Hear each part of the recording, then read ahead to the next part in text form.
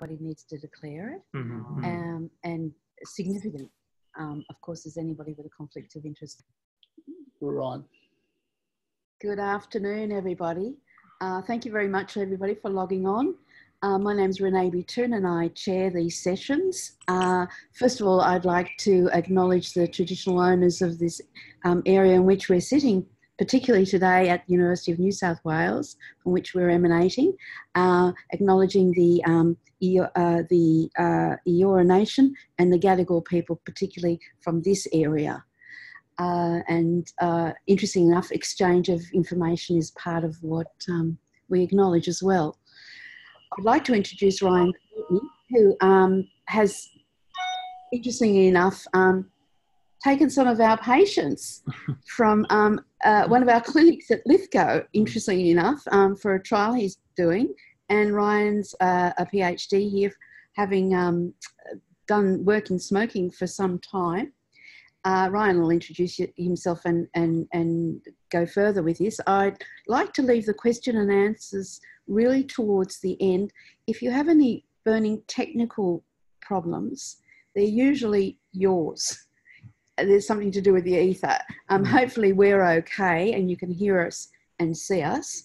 But if there are technical problems, we are taping this, so you'll be able to access this after we've finished. So we're taping it today for those who can't see it towards the end of it and right through, or would like their colleagues to have a look as well. So without further ado, here's Ryan. He's just going to move into this spotlight, and I'll move out of it. Okay. All right. Thanks for the introduction, Renee, and welcome to the webinar to all the APSAD members and colleagues out there. So I'm from the University of New South Wales at the National Drug and Alcohol Research Centre, where I'm live today, and I'm a Senior Research Fellow and a National Health and Medical Research Council Career Development Fellow. So I'll be talking about cytisine for smoking cessation today. Oh, hold on 2 seconds, sorry guys. Oh, yep, that's all good.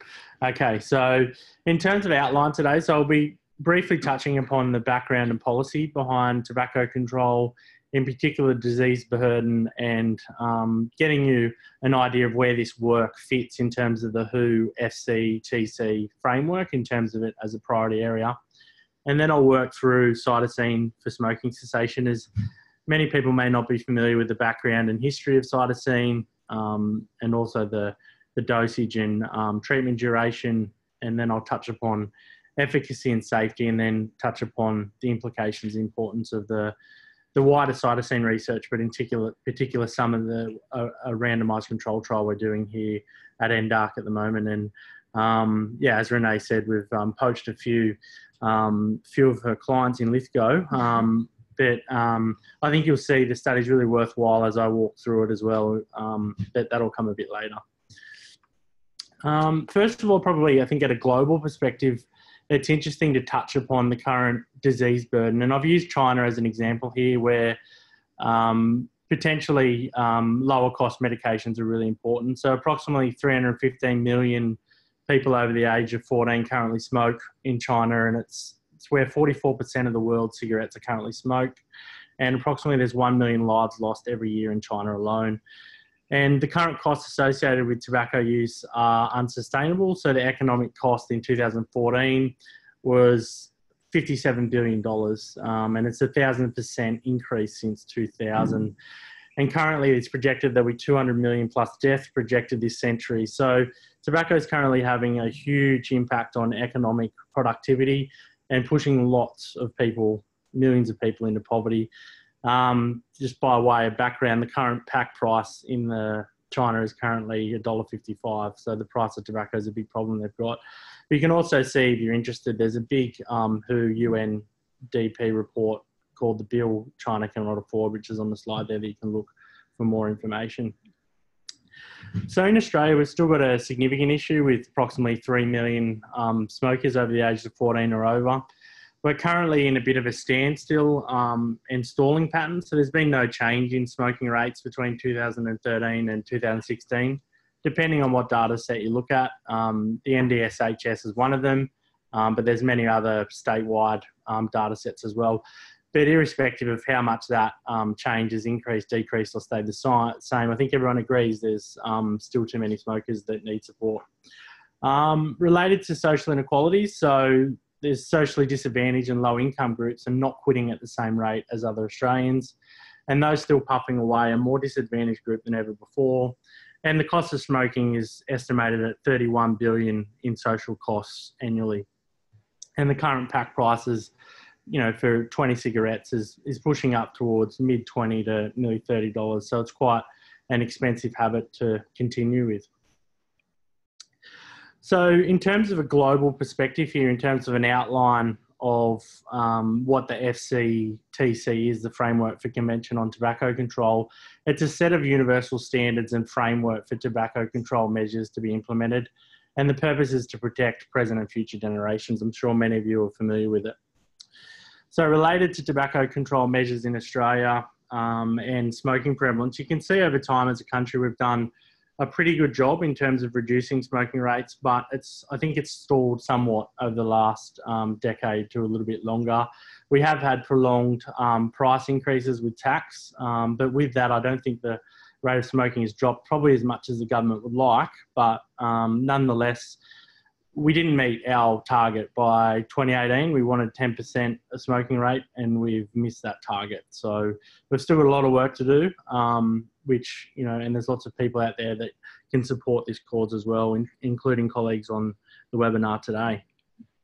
Related to tobacco control strategies, so this is a pretty simple slide, but the idea behind tobacco control is a return on investment. So we want healthier, more equitable and productive world. And today I'll be really focusing on Article 14 of this tobacco control stool, in particular addiction, tobacco dependence treatment, and the recommendations in the FCTC for population level approaches and to make medications available and affordable. So related to smoking cessation, so some of you may have heard of the first law of smoking cessation, which looks at policy measures as triggers. And the idea is to try and increase the number of ex-smokers created in a time period, increase the number of smokers who try to quit, and increase the probability of success in those who do try. Currently, we've got an issue with the reach of cessation support needed, and it probably needs to increase substantially. So currently, about 2% of US smokers use quit lines, despite the Centre for Disease Control's continuous effort to lift its reach to 6%. 3.2% of Australian smokers had ever used the quitline services. So that's from when we looked at the National Drug Strategy Household Survey over 4 or 5 waves here. And also Australian pharmacotherapy prescriptions, when you think about the number of smokers, they're quite a little bit low in terms of, so in 2016, there was 201,000 varenicline prescriptions, 115,000 for nicotine patch and 12,000 for Zyban. So we need to reach the cessation support for people. Prescription medications are expensive. So cessation medications on the PBS are effective, but they do cost a substantial amount of money. So since 2008, the Australian government has spent approximately $400 million on varenicline at about $44 million per annum. And unfortunately, in low and middle income countries, these medications have been cost prohibitive, which has limited their access in a lot of those countries. But cytisine is considerably cheaper, and if it's found to be similarly effective than current medications, it could have substantial implications. So in terms of background to cytisine, so it's a plant-based alkaloid. It was developed in Bulgaria in the early 1960s, and it's used in several countries across Central and Eastern Europe. And its approval status is that it's an over-the-counter smoking cessation medication in some of those countries.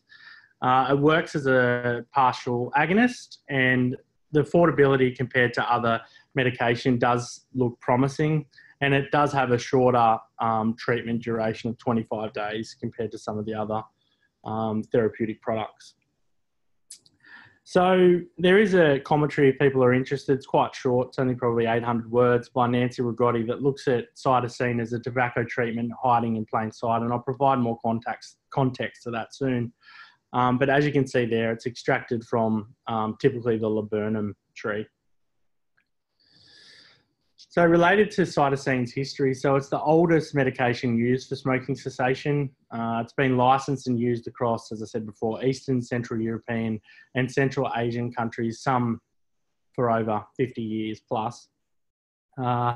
It's generally been underutilised internationally despite efficacy derived from clinical observations and studies in the late 1960s and early 70s.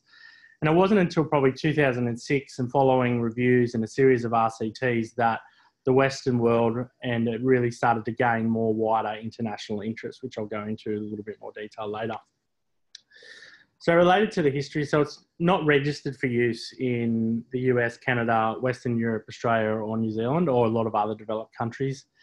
It has a long history of use, but it's very unconventional, and its unusual history of development in medicine has probably impeded its growth in terms of development. And also being a natural plant extract, it hasn't really afforded great interest from pharmaceutical companies that may seek to make profits. But one of the key reasons probably is that preclinical studies that would typically precede clinical studies and marketing weren't conducted, and if so, data was not released or critiqued in the public domain. And it's only recently that we've made significant progress in knowledge accumulation and understanding of the therapeutic potential occurred for cytisine. So I'll quickly go through this. So there's quite a history of cytisine, which I won't bore you with too many details, but you can see the discovery was early in 1818. Description of cytisine as a compound that was extracted from a laburnum tree in 1912. The clinical structure was explained in 1931. The characteristics of pharmacological properties in use and treatment wasn't until 1953. In the Bulgarian market, Tabax was first introduced in 1964. The first clinical trial for smoking cessation was in 1965, although not to evidence-based medicine practice. And the milestones continued. So we had some placebo-controlled trials in the late 60s and 70s. The first scientific conference wasn't until 2004. The first review wasn't until 2006. And the first meta-analyses of placebo-controlled trials wasn't until 2006. And the first actual evidence-based practice placebo-controlled trial was actually published in the Journal of Smoking Cessation in 2008, Vinnikov et al., Dennis Vinnikov. And then the largest placebo-controlled trial was done in 2011 by Robert West, and that was in Poland, 740 smokers. Wasn't until 2013 until another micronized form of cytisine was introduced to the Polish market, and that same year a meta-analysis and review was completed by Peter Hajek. And then in 2014, the largest non-inferiority trial was completed by Natalie Walker in New Zealand, 1,310 New Zealand smokers. And then a network was also soon after that set up by Natalie. And the first description of cytisine PK in humans was occurred in 2015. Natalie was also an author on that paper as well. And it wasn't until 2016 and 17, close to where we're at now, is when the world first head-to-head trials comparing cytisine to varenicline in Australia and New Zealand had been funded. So they're currently ongoing studies. And in 2017, there was a new product launched in Canada, albeit there isn't, to my knowledge, any empirical research data yet on this product, but it has been launched in Canada, and it's called CRAV, I think, yes, in Canada. So related to current use, so there's two over-the-counter products. One's Tabax, the other one's called desmoxin.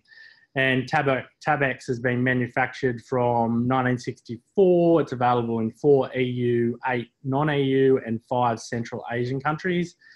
And the data for total sale of Tabax in Poland from 2005 to 2014 shows over 1.6 million packs sold.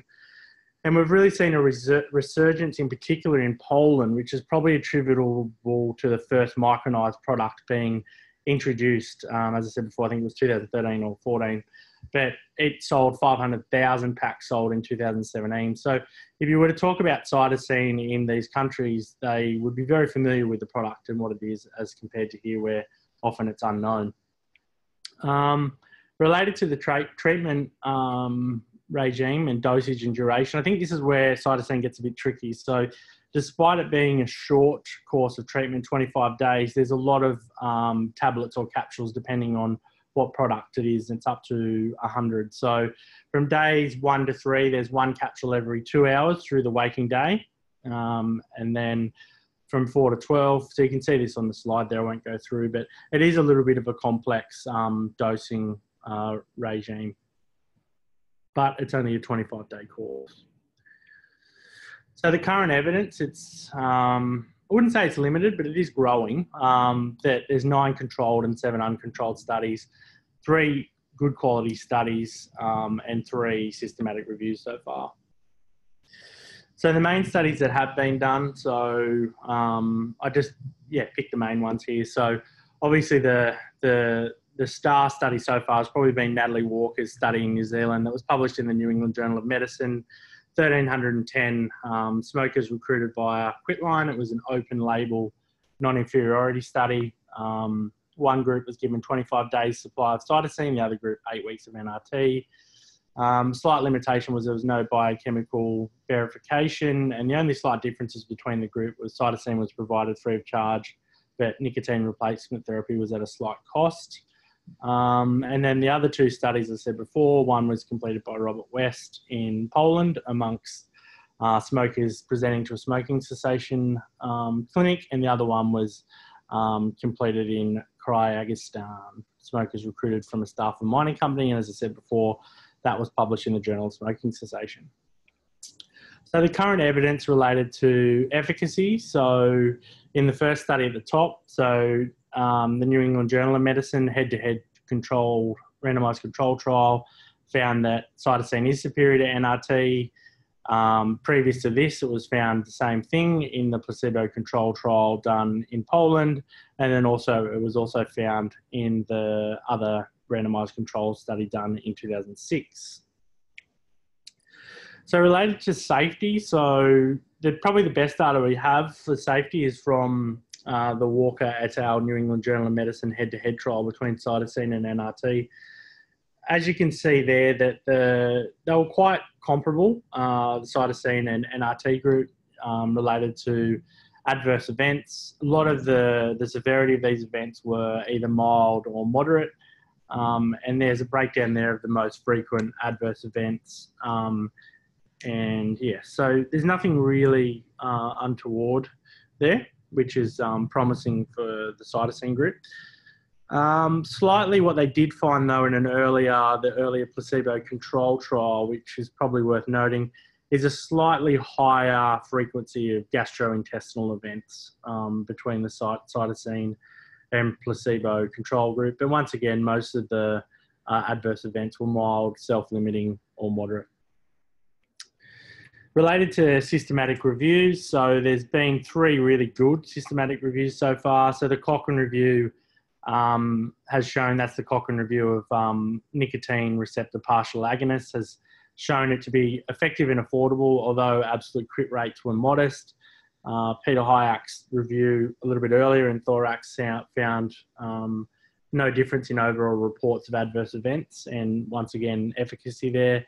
And the earlier review by EDA found that cytisine may be effective for smoking cessation. So as I said before, the evidence is really starting to develop now, and I think critically as the two head-to-head trials occur and more data looks at varenicline versus cytisine, we'll critically find out exactly where cytisine does rest in terms of efficacy and safety for smoking cessation. So in summary, cytisine is superior to placebo and NRT, albeit we don't know how it compares to the gold standard, which is varenicline at the moment, hence why there's some studies ongoing. The reported adverse events are mostly non-serious and self-limiting. They're mild to moderate in severity, and as I articulated before, they mainly consist of gastrointestinal symptoms, some sleep issues, dizziness, and slight headaches. From the New England Journal of Medicine head-to-head trial between NRT and cytisine, participants that did take cytisine, over 82% who reported an adverse event still would recommend cytisine to a smoker who wanted to quit, which is quite promising. Related to the safety summary, so there's no specific safety concerns that have emerged from any of the previous studies so far. That's not to say that some may or may not, but at the moment we can confidently only go with what the data suggests so far. The periodic safety update report including data from 7 million cytisine users, mainly throughout Europe in those countries. There's no safety signals identified. And overall, I would say cytisine is safe and well tolerated as a medication. So now I'll quickly talk about the current study we're doing here at NDARC. So Renee earlier indicated that we were running a study here, including, yeah, as she indicated, recruiting participants in the Lithgow area and other areas, which I'll get through in a sec.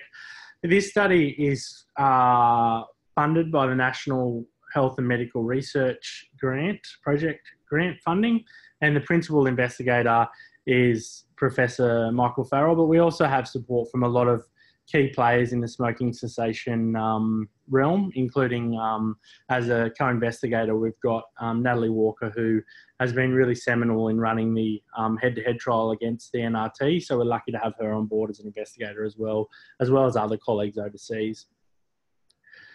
In terms of the aim and design of this study, so the aim of the study is to evaluate the cost effectiveness of cytisine versus varenicline. It's a single-blind, randomised, non-inferiority trial, and we're recruiting currently through Quitline and advertisements. The number of participants we need is 1,266, and that's 633 in each arm. There's 2 check-in calls that occur during the active treatment phase, and then the total study duration from enrolment till the end, when they do biochemical verification, is 7 months, because that's when the final follow-up is. Related to eligibility, so the inclusion criteria is over 18 years of age, current daily smoker, willing to quit, willing to use cytisine or varenicline, verbal informed consent, obviously, access to a telephone, and willing to complete follow-ups and the study parameters. For the exclusion criteria is quite light on, so pregnant or breastfeeding is exclusion, current use of other cessation medications, participating in another program, hypersensitivity to active substances, and a couple of others there, including people with arrhythmia, heart attack, stroke, or severe angina. So the study procedures, so recruitment happens, so the participants either they call up or they register online through either Facebook or our online platforms. Screening and consenting happens here at NDARC. So research officers here will talk to the participant and see whether or not they're eligible, and then they'll be referred to our study clinician, who will authorise their enrolment in the study. So it's all done via telephone. Baseline interview and randomisation occurs from a central research organisation. So the Social Research Centre, located in Melbourne, is collecting the data independently for us for the baseline and follow-up interviews.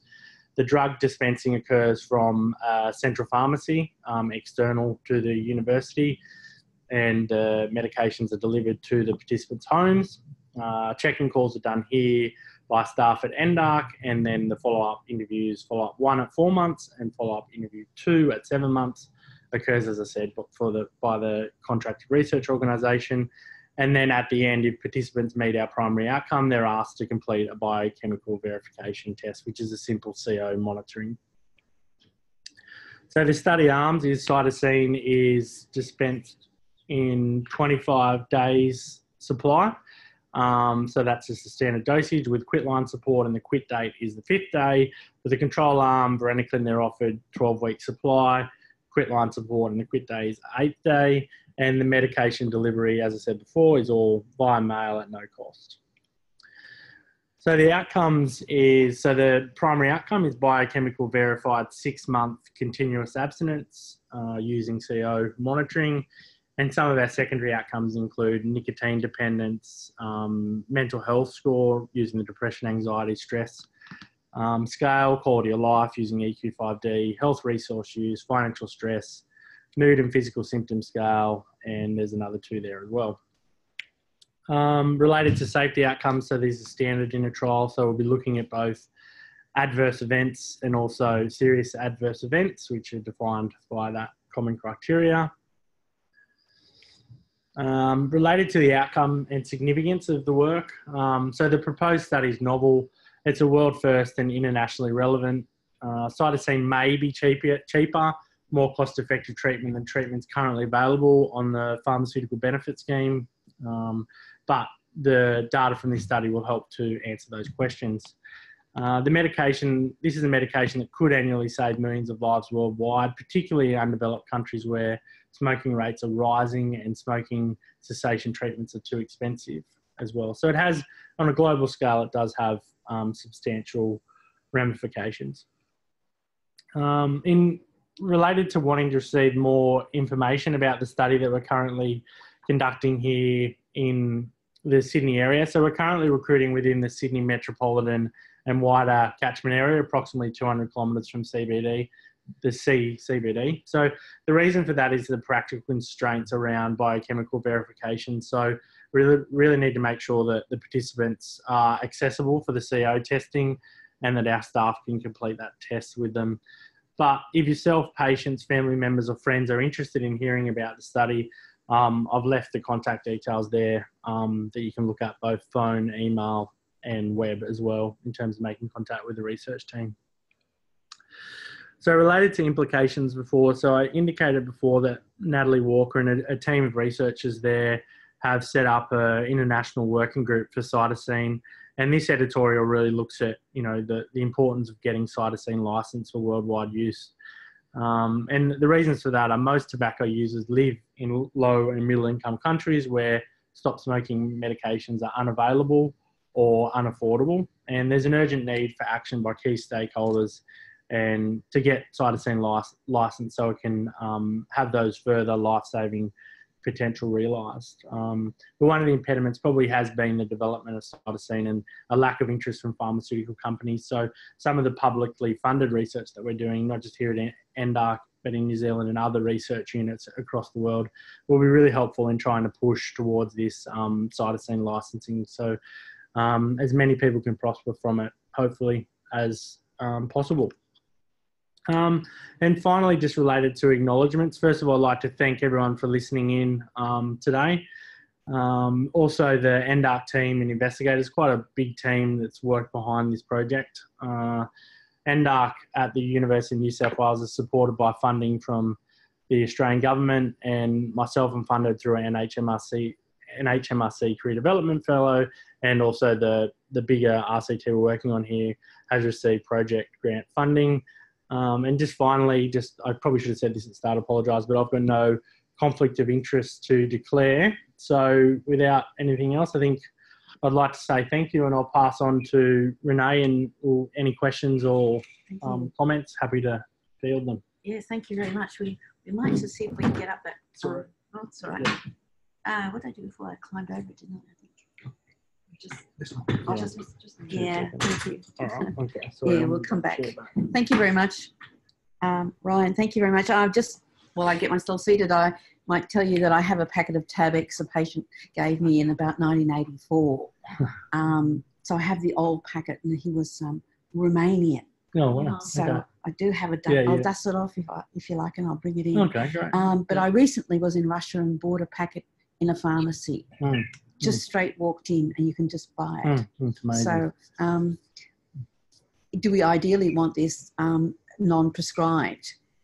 What do you think about that? Well, I think, the data that we're collecting here, I guess, ultimately what will happen is, if the assumptions of the study are met in terms of non-inferiority that cytisine does present as a similar ineffectiveness compared to varenicline, I think ultimately that would be a decision that the Therapeutic Goods Association would make and determine whether or not they deem that it can go down a over-the-counter sort of be listed as more of a herbal product, or opposed to whether or not they make it go through a more rigorous process. And I think, well, it's $1 million question. That's right. And, I think if it is over-the-counter, obviously that has huge implications for access, I think, in particular. But you can't take away the influence that also a doctor often has when the prescription does get given as well. So it's a double-edged sword.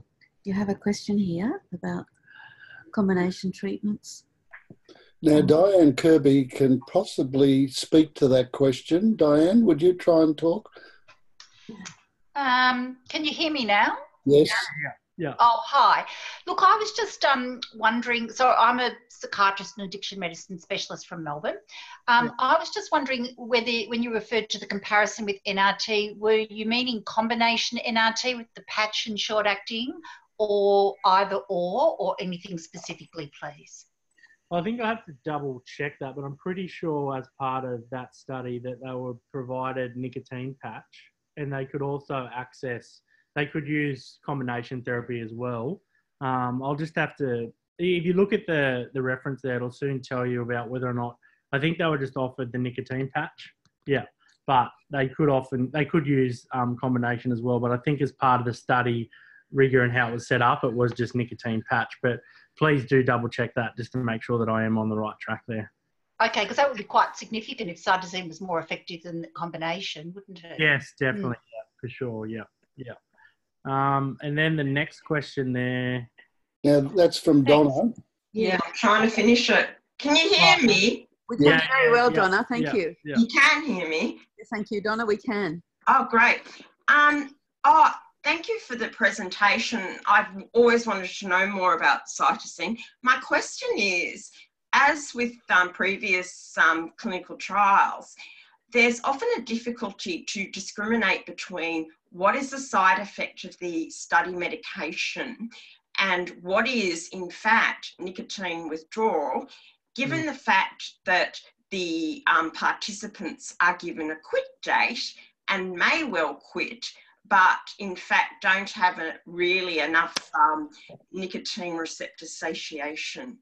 Yeah, okay, yeah. That's a really good question, Donna. I guess one of the things we could potentially tease that out is if they've reported stopping smoking, and after that critical phase of the first few days, a week when the nicotine withdrawal sort of subsides, if there still is adverse events going on there, you could probably reasonably conclude that it does have something to do with the product you use.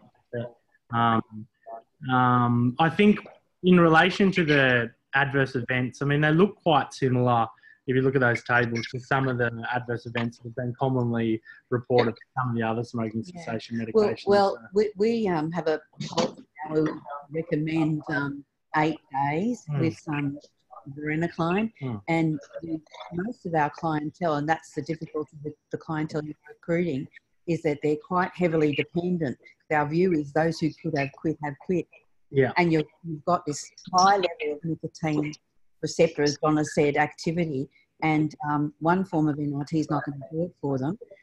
And sometimes with varenicline, it takes a while to work, so it's not 8 days. We know that in references to the PI with varenicline, they say there can be, and there often is, mostly a delayed effect. So day 8 is early. I was shaking my head going, oh no, not day 8, because that's a bit early. You're going to have withdrawals in day 8. So our language is a quick date will pick you rather than you just quick date.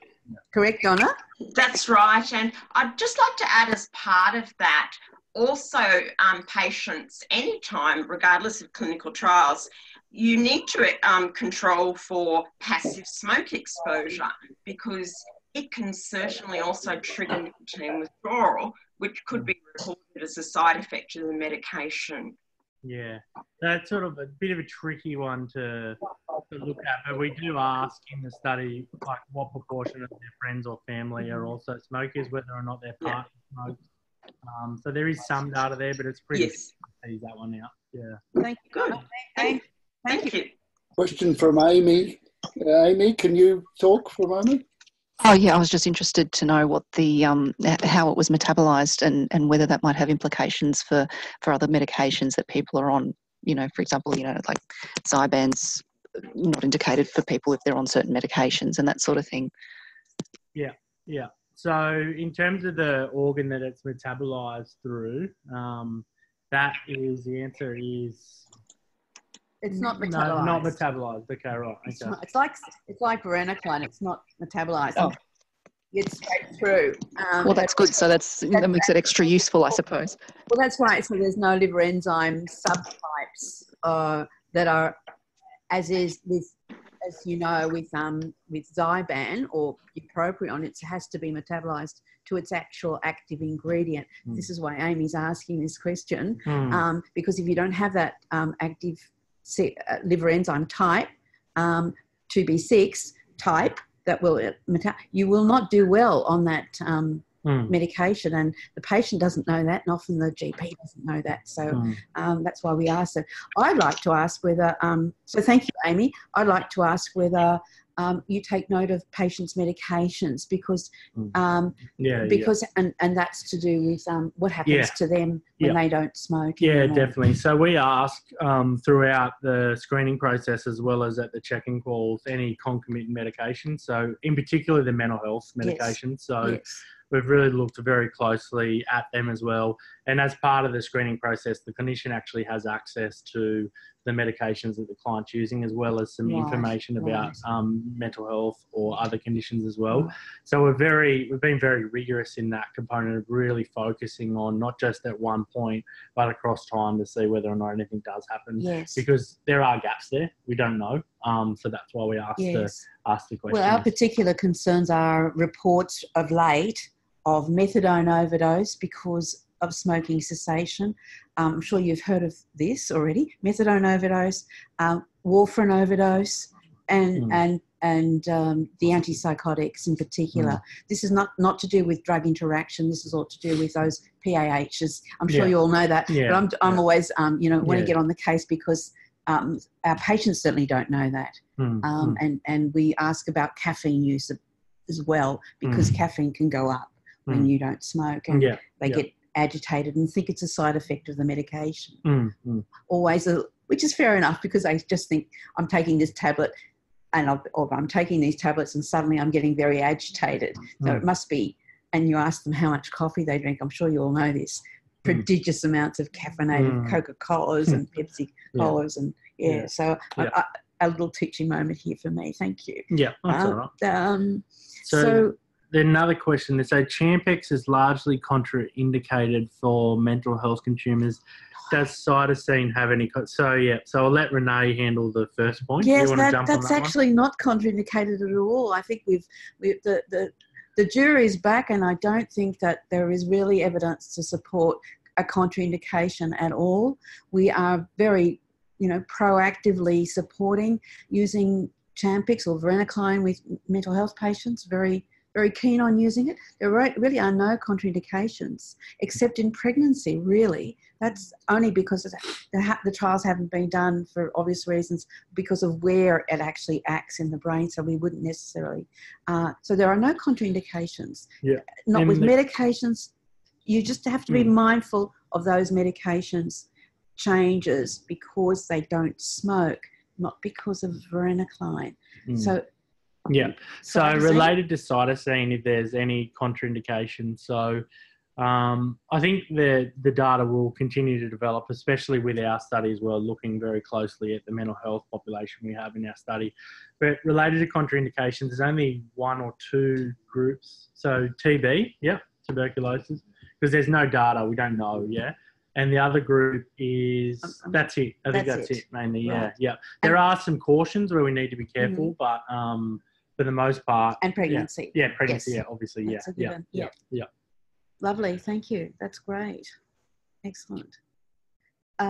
Is it possible that the patients know what they're taking when they're, it's not blinded to the patients? No, it's not. It's open label, so they'll get the product information. They'll get the pack as it would usually come. I see, right. So we translated actually the desmoxin, which is a Polish product. We had to translate it into English to make sure, that it was like how it would be produced here, because I think people would be a little bit, they saw this Polish language on the front, so that was a bit of a process in itself that we had to work with the pharmaceutical company. They were quite helpful, but so the patients know what they're taking, and so do the research assistants, because we need to for safety.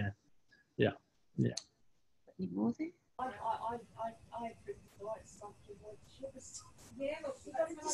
We can hear whoever is speaking there. Could you turn your phone off, please? Who is it? I don't know who it is. Can't tell. Could you unmute everybody, please? I'd just like to point out that I'm not sure if you're aware, there has been a pharmacist, a compound pharmacist, producing cytisine as a strip, as an oral strip. Have you heard about this? In Australia, and it is available, you can buy it, access it, and a doctor who was discovered as not really being a doctor recently was advising people how to use it, and it was relatively expensive. And I think they're still around. Yeah, so I have heard about the product, but I think you know, given one of the things you said there in particular, Ryan's being a doctor and not a doctor. And yes. Also, I think one of the other issues as well is, you know, there's no, to my understanding, there's been no evaluation of the product other than I think. No. Yeah, so I think we need to be careful with that sort of stuff. So, but yes, there's a product available, but, you know, take at your own risk, I guess. That group actually came to me and asked, and I suggested strongly for endorsement, which I wouldn't do, but I strongly suggested a trial, you know, but they said, no, it would be too expensive. Why do we need to do it when we know it's great? No, I said, I didn't think that was just because, you know, you think it's great. This is what you call, you know, best practice. No, not at all. So I strongly recommend. That was probably 5 or 6 years ago. They've gone onto the marketplace and they often spook about it on radio. And so fairly vulnerable people will buy into it. Yeah, and the cost is substantial, I think, as well. Yes, in the many hundreds of dollars. But what's interesting about it is that it is in a script, and it is in it because I sent it to Natalie Walker to have it analysed to see what was in the actual oral strip. So there is cytisine in it. So that's a really interesting format of having it absorbed from people who may not like tablet taking.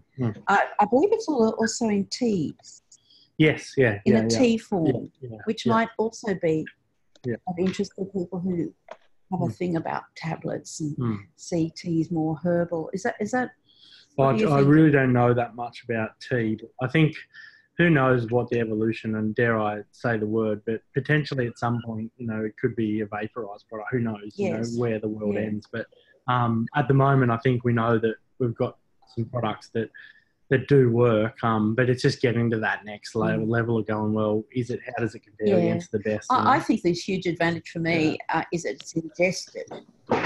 Patients have trouble putting on patches, music, whatever it is, it's all that oral, you know, respiratory tract. This is similar to, you know, varenicline, where you take a tablet or you ingest it, and it makes life a lot easier for people who can't do that fiddling business with the sprays and can't coordinate it terribly or don't like it. So I think there's, you know, it'd be very interesting for us and our clientele. We do have patients, I'm sure you all know that, really remote, who have very poor access to any treatments at all. And interestingly, they are now starting to do tobacco. We're getting some breakup in sound. I think Amy had another question that I've lost here somewhere. Oh, I was just wondering when you might expect to have some preliminary results. Oh, okay, right. Okay, good question, Amy. So we've recruited 605 people as of this morning.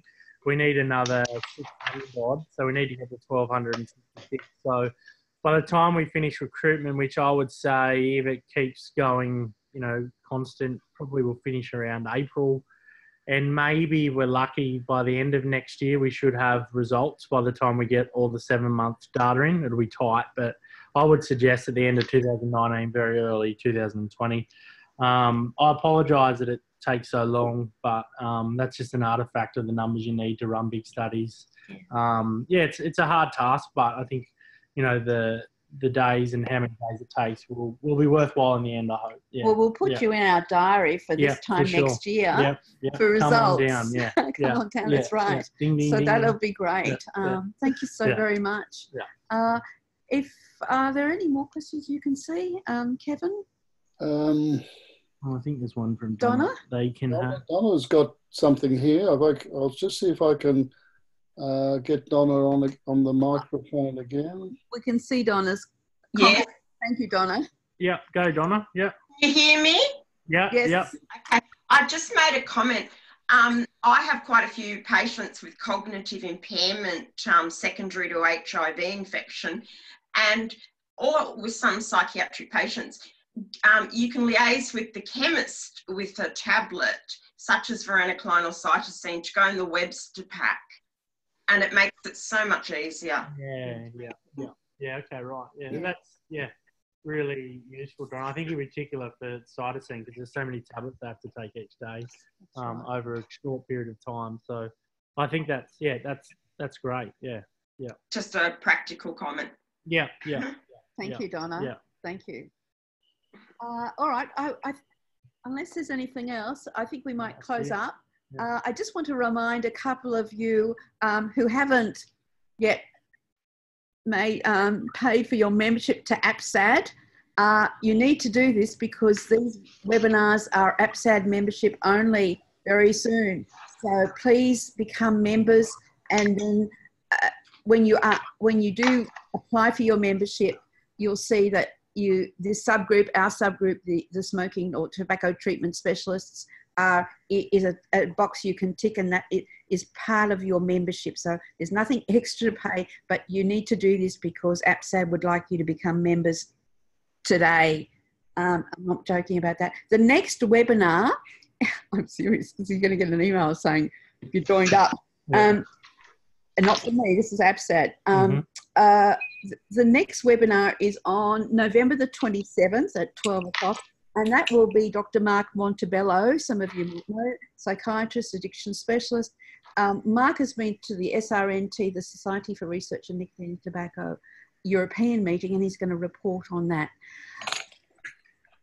Just as an aside for those, and I can say this because I have asked about this, for those who don't know this, and Ryan alluded to our being signatures to the framework, the European Society is also a signature to it. The Americans are not, ironically. So you might see, some of you, tobacco sponsored material in the Society for Research in Nicotine and Tobacco in the USA, which you would not see in the European meetings.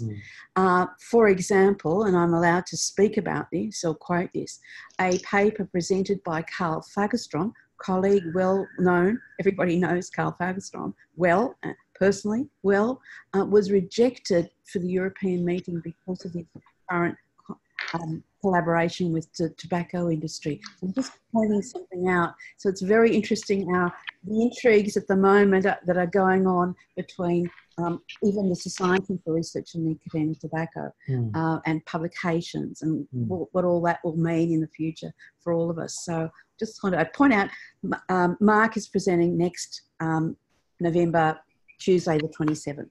So thank you, everybody. Thank you all. Thank you. And thank particularly Kevin Price from the Seventh-day Adventist group for hosting us again. Thank you, Kevin. We'll sign off now.